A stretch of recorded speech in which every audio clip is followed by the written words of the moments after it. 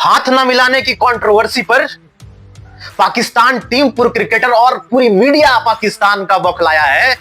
लेकिन बता दें कि भारत की जीत पर भारत के फैंस ही नहीं बल्कि पाकिस्तान के फैंस ने भी मौज उड़ाया है। ये क्या बात करता है यार? जी हां, आपने सही सुना। आइए जानते हैं भाई कि इस्लामाबाद में मौजूद बीबीसी संवाददाता फरहत जावेद और फाकिर मुनीर के अनुसार भारत पाकिस्तान के मुकाबले को लेकर भले ही भारतीय फैंस में कोई उमंग ना हो, लेकिन भाई पाकिस्तानी फैंस में पूरा उत्साह भरा हुआ था। इसकी वजह से जगह जगह पर बड़ी स्क्रीन लगाई हुई थी। लोगों का जमावड़ा पूरे पाकिस्तान में इस मुकाबले को देख रहा था। कहीं पार्क में तो कहीं रेस्टोरेंट में लोग भाई इस मुकाबले को देखने को बेताब थे, क्योंकि चैंपियंस ट्रॉफी के बाद ये पहली बार अवसर आया था। लेकिन हार के बाद फैंस कुछ बौखला भी गए, बहुत अनाप शनाप बातें करते हुए नजर आए। लेकिन भारत की जीत पर कुछ फैंस मौज उड़ाते हुए नजर आए।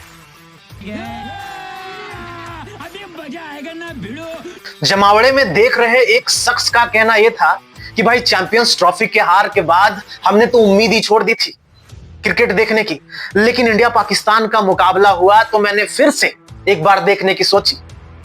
लेकिन यह मुकाबला देखकर एक बार फिर से दिल टूट गया है और मैं पाकिस्तान का मुकाबला कभी नहीं देखना चाहता।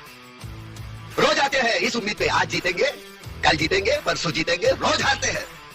उसी जमावड़े में भाई एक महिला प्रशंसक ने क्या कहा, खेल तो खेल है, हार जीत लगा रहता है, लेकिन कुछ रन तो बना लेते हैं।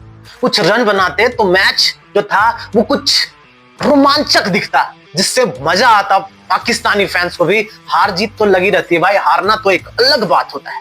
समझ रहे हो क्या कहना चाह रही है महिला? और तो और एक बच्चा हॉस्टल में इस मुकाबले को देख रहा था और वो पाकिस्तान की जीत की कामना भी कर रहा था, फरियाद भी कर रहा था।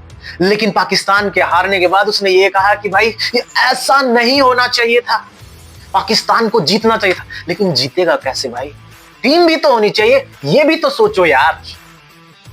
लेकिन फैंस तो फैंस होते हैं, उम्मीद तो अपने देश से जरूर होती है कि नहीं? बात तो सही है। अब इस शख्स ने जो कहा ये सुनकर आप पूरी तरह से हैरान रह जाओगे। उन्होंने कहा कि यार पाकिस्तान एक ऐसी टीम है जिसमें एक सलामी बल्लेबाज 3-3 विकेट चटकाता हुआ नजर आता है और एक उछल्ला बल्लेबाज 3-3 छक्के लगाते हुए नजर आता है। ये है हमारी पाकिस्तान की टीम, ऐसे हम जीतेंगे एशिया कप। भाई तुम्हारी भावना को मैं समझ सकता हूं, लेकिन क्या ही कर सकता हूं। उसी भीड़ में भाई एक शख्स जिसका नाम था आमिर अली, उसने तो बहुत बड़ी बात कह दी।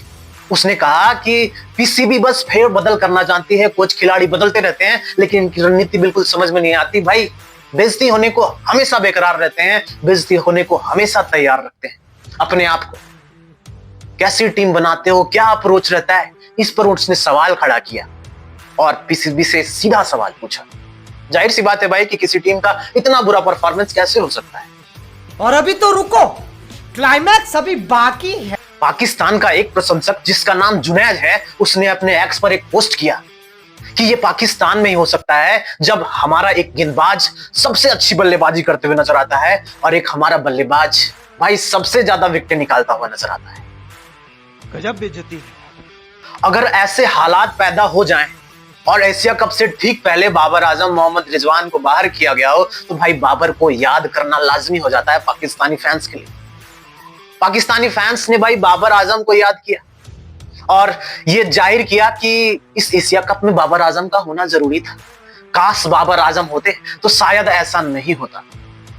कोई सेंसेस बात नहीं। इस बीच पाकिस्तान के बहुत सारे फैंस भाई भारतीय क्रिकेट की सराहना करते हुए नजर आए। एक फैंस ने कहा कि मैं भारतीय क्रिकेट का बहुत बड़ा फैन, उसमें से विराट कोहली का सबसे बड़ा फैन। जब विराट कोहली खेलते थे तो भाई मुझे एक अलग वाइब आती थी, लेकिन बावजूद इसके मैं अपने दोस्त से भाई इस मुकाबले के लिए भी भारत की तरफ से शर्त लगाया था, लेकिन दिल तो आखिर पाकिस्तान का है। तो आप समझ सकते हैं कि कहीं ना कहीं लोगों को पहले से पता था कि भारतीय टीम जैसी है हमारा जीतना बहुत मुश्किल है। लेकिन उम्मीद पर दुनिया कायम है और उम्मीद हमेशा लगाए रखना चाहिए। ये जानकारी आपको कैसी लगी, ये कमेंट बॉक्स में आप जरूर बताइएगा, क्योंकि भाई मजे वाली बात तो थी कि क्योंकि पाकिस्तानी क्रिकेट फैंस में भारत का क्रेज बहुत कम देखने को मिलता है, लेकिन इस बार देखने को मिला।